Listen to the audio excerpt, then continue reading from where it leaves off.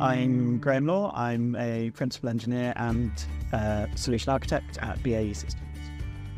Hello, I'm Craig Parkinson. I'm the head of technical delivery and support for ERP and maintenance and support systems at BAE Systems.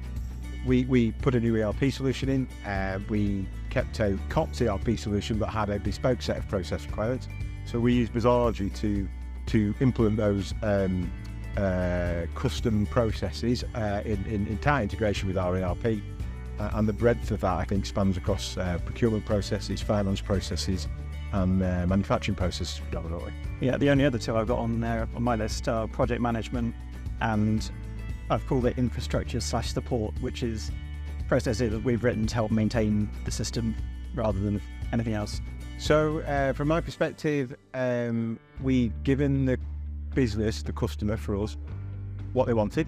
So they weren't shoehorned into a set of processes that they felt they couldn't work to, couldn't transform to, because Bizagi gave us the opportunity to be able to build those processes as they wanted them. I think it has also introduced a level of automation in some areas that we simply didn't have in the old world. So lots of invoice payments, matching, procurement orders electronically being sent out. There's a level of automation delivered that just could not exist in the old world.